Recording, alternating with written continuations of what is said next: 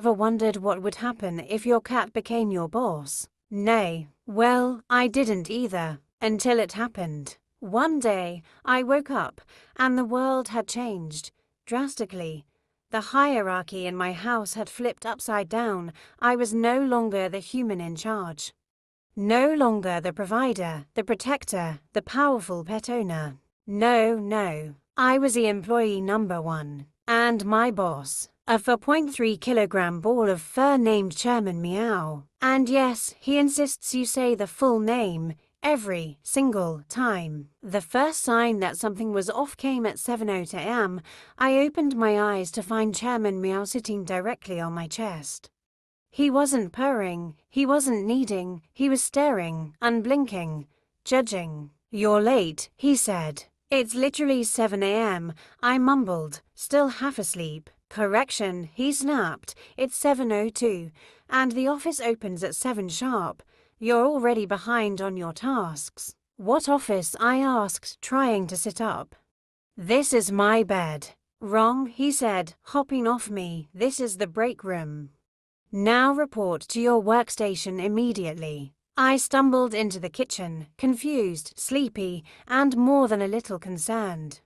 Taped to the fridge was a piece of paper with scratch marks and something that smelled suspiciously like tuna. It read, "Welcome to MeowCorp International. Position, Human Resources, Food Distribution, Janitorial Services, Emotional Support, Entertainment Division, and Full-Time Cuddle Provider. Dress code, no loud colors. You are not allowed to look better than Chairman Meow. Break policy, you may take 5-minute breaks every 17 hours. Benefits, unlimited judgment, occasional purring.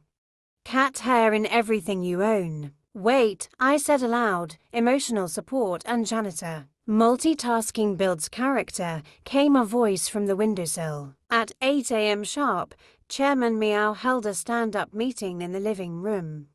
It consisted of me, a sock puppet he apparently promoted to regional manager, and an empty food bowl named Susan. "Welcome, team," he began, adjusting his imaginary glasses. "Let's review yesterday's performance. Jenkins, you missed my 2:13 p.m. treat delivery window. It was to 13 and 15 seconds, I argued. Late, he hissed. You meowed at me for 20 minutes because the treat was 1 piece short. Quality control is not a suggestion, he replied coldly. He turned to Susan. Susan, your performance was immaculate. Silent, obedient, empty, just how I like my subordinates. After the meeting, I tried to sit on the couch. Big mistake, my chair was already occupied. Chairman Meow lounged there like a dictator on a throne, tail curled in judgment. "This is my ergonomic seat," he said. "You may sit on the floor like the peasant you are." "What about employee comfort?" I asked. "That's what the floor is for." I laid down on the carpet and used my hoodie as a pillow. 30 seconds later, I was smacked in the face by a toy mouse. "Playtime," he said, "boosts morale, chop chop." He meant his morale, obviously. At noon, I tried to heat some tomato soup.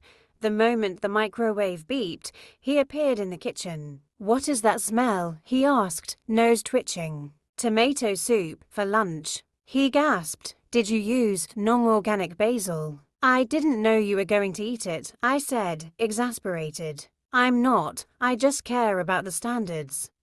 This is a 5-star operation." Then, without hesitation, he knocked the entire bowl off the counter. "Start over, from scratch. This time, no mistakes." At 3 p.m., I was summoned to the boardroom, which, in this case, was the bathroom lit dramatically with a red light bulb and a laser pointer. "Let's talk about your progress," he said, pacing on the sink. "I've cleaned your litter box, fed you 5 times, watched you nap for 2 hours, and even meowed back at you during the 12:30 conference call." "Mediocre," he said, unimpressed. "You missed 1 chin scratch. You blinked at me during a staring contest, and you forgot to warm up my blanket." "I'm doing my best, sir." "That's the problem. Your best is merely human." The rivalry between me and Susan the Bull was growing stronger. She never spoke, she never made mistakes. She was always there. I left to use the bathroom once and she got promoted to Employee of the Month. Jenkins, he said to me one day, perhaps you should learn from Susan's loyalty. She's a bull, I shouted. And you're about to be unemployed. One afternoon, I'd finally had enough. I stood on the coffee table and shouted, I am not your employee.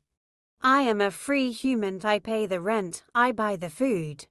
I am the one in charge. Chairman Meow blinked slowly. You missed a spot on the rug, he said. I looked down. He was right. I cleaned it. Mutiny failed. 3 months passed. I now wore a tie to breakfast.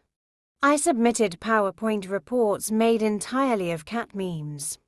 I dreamt of laser pointers and woke up with fur in my mouth. And yet I didn't hate it. In fact, when Chairman Meow curled up on my lap at 5 p.m. and started purring, I felt promoted. In the end, I said into the camera, being ruled by a cat isn't the worst job. He doesn't yell, he doesn't gossip.